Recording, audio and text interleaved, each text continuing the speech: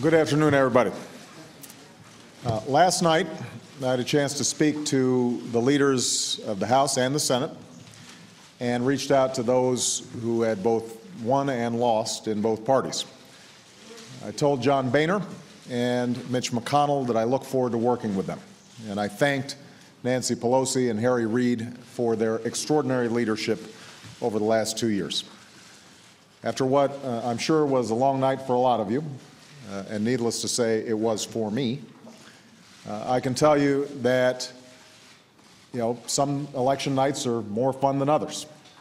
Some are exhilarating, some are humbling.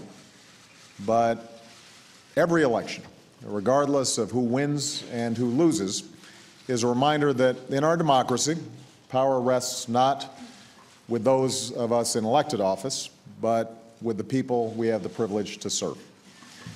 Over the last few months, I've had the opportunity to travel around the country and meet people where they live and where they work, from backyards to factory floors.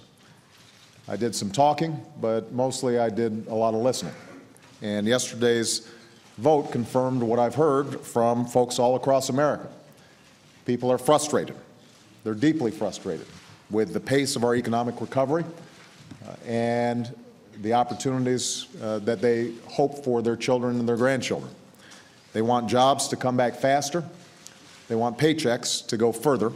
And they want the ability to give their children the same chances and opportunities as they've had in life. Now, the men and women who sent us here don't expect Washington to solve all their problems, but they do expect Washington to work for them, not against them.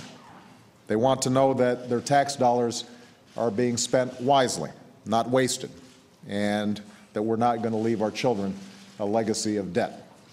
They want to know that their voices aren't being drowned out by a sea of lobbyists and special interests and partisan bickering.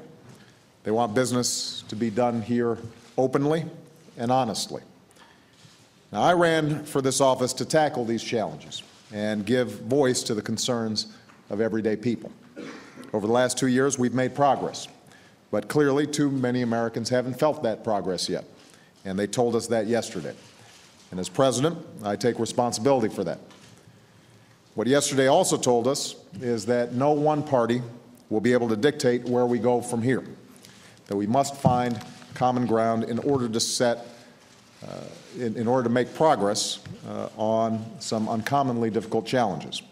And I told John Boehner and Mitch McConnell last night, I am very eager to sit down with members of both parties and figure out how we can move forward together. I'm not suggesting this will be easy. I won't pretend that we will be able to bridge every difference or solve every disagreement. There's a reason we have two parties in this country, and both Democrats and Republicans have certain beliefs and certain principles that each feels cannot be compromised.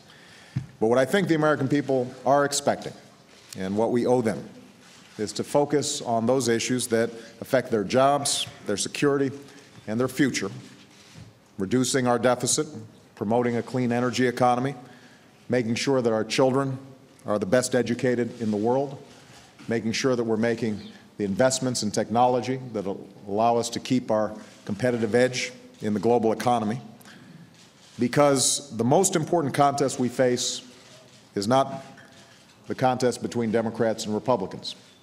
In this century, the most important competition we face is between America and our economic competitors around the world. To win that competition and to continue our economic leadership, we're going to need to be strong and we're going to need to be united. None of the challenges we face lend themselves to simple solutions or bumper sticker slogans, nor are the answers found in any one particular philosophy or ideology. As I've said before, no person, no party has a monopoly on wisdom. And that's why I'm eager to hear good ideas wherever they come from, whoever proposes them. And that's why I believe it's important to have an honest and civil debate about the choices that we face. That's why I want to engage both Democrats and Republicans in serious conversations about where we're going as a nation. With so much at stake, what the American people don't want from us, especially here in Washington, is to spend the next 2 years refighting the political battles of the last 2. We just had a tough election. We will have another in 2012. I'm not so naive as to think that everybody will put politics aside until then, but I do hope to make progress on the various serious problems facing us right now. And that's going to require all of us, including me, to work harder at building consensus. You know, a little over a month ago, we held a town hall meeting in Richmond, Virginia. And one of the most telling questions came from a small business owner who runs a tree care firm. He told me how hard he works and how busy he was, how he doesn't have time to pay attention to all the back and forth in Washington. And he asked, is there hope for us returning to civility in our discourse, to a healthy legislative process?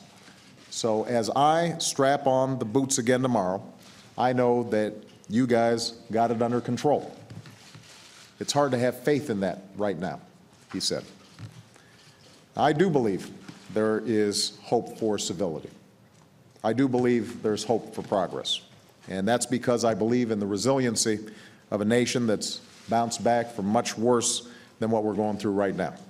A nation that's overcome war and depression, that has been made more perfect in our struggle for individual rights and individual freedoms.